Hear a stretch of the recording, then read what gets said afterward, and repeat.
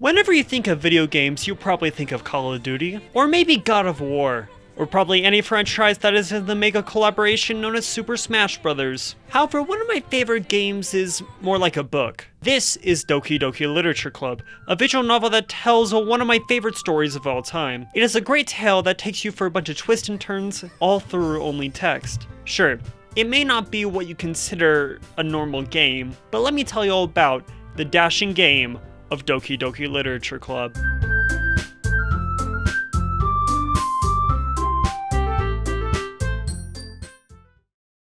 Before we jump into the plot, let's talk about the development. Doki Doki Literature Club was developed by American programmer Dan Salvato over the course of approximately 2 years, and is his debut title in the video game industry. Prior to its release, Salvato was known for creating the Franker Face Z extension for Twitch, his modding work in Super Smash Bros., and his custom Super Mario Maker stages. Salvato was inspired to create a visual novel by his love-hate relationship with anime, and emphasized the abundant use of cliches in the genre and the frequent use of plots centering around cute girls doing cute things, which he saw as both an asset and deterrent to the viewer's enjoyment. Salvato sought to create a title that would attract the player's attention regardless of how they personally view anime. Eventually, Doki Doki Literature Club was first released on September 22nd, 2017 on itch.io and was later released on Steam, and it got discovered by popular YouTube Let's Players. This caused the game to hit a monumental status in popularity, and that's how the game became close to my eyes. I had no expectations with this game. I just thought it was one of those dating simulators that degenerates played because they could not be able to score any women. So I booted up the game, strapped in, and got ready to play the game.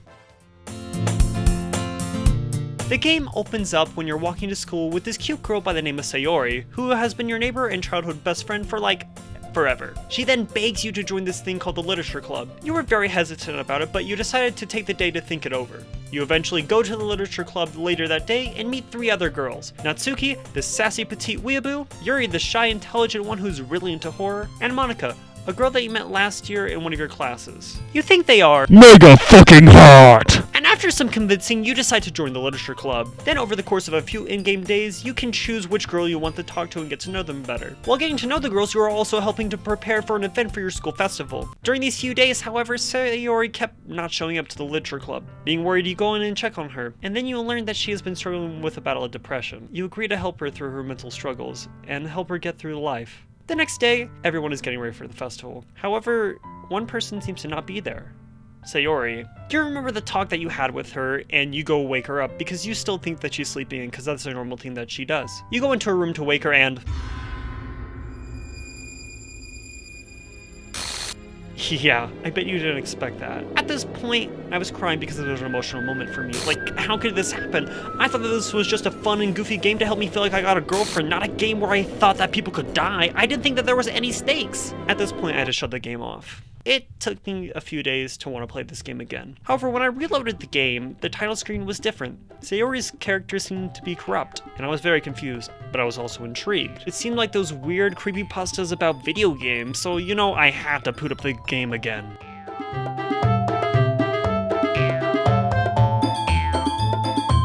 You then go through the same scenario that you were with Sayori at the beginning of the game, except she has been replaced with Monika. It's weird, but you keep going on with the game, hoping that you can find Sayori eventually. You end up going to the Literature Club, seeing Natsuki and Yuri, but no Sayori. And everything seems a little off from when you played your first run. Natsuki now tells you about the abuse that she's going through with her father, and Yuri tells you about how she cuts herself and tells you about the psychotic fantasies she has about you. Everyone's arguing, and it's just not a very functional thing. Eventually, Yuri keeps telling you about more and more fantasies, and you get very grossed out by it. Because of this, you have to reject her, it is not a healthy relationship for you, and you would be better off without it. Because of this, she ends up stabbing herself in the stomach, and you're stuck there for the whole weekend to watch her slowly decay. Eventually, Natsuki comes into the room and vomits at the horrific sight of the scene. Monika then comes into the room slowly after and tells you that she didn't mean for any of this to happen. She tells you that she knows that they're all in a game, and she tried to mess with the code to try to be with you.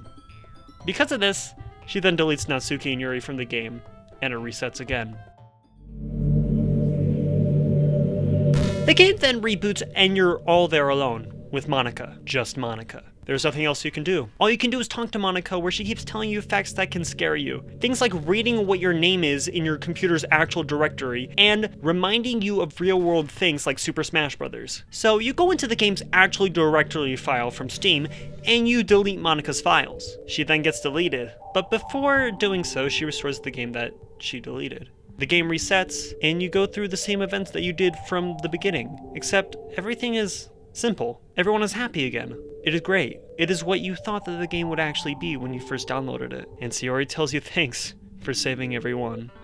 That was a lot to take in. I am sorry that I kind of dumped that all on you at once. However, there's so much to this game that I couldn't even talk about. Like, there's so many separate routes that you can go through in this game that I'd rather want you to experience those parts for yourself. The game shocked me with all of its many turns that I did not expect. I mean, it was amazing how just through some text and waifus that this game has changed my perception of visual novels. Now, will I be a degenerate again and try to find a game like this by accident? Maybe, depends on how horny I get. However, it cannot be denied that this game is a subversive masterpiece. It's a game that I feel like that everyone should try, and read every single detail that there is to explore. Sure, it's not a game for everyone. In fact, some people would not even call it a game. However, it is one of the best games of all time to me, and it will always be amazing in my eyes. Just to find that special day.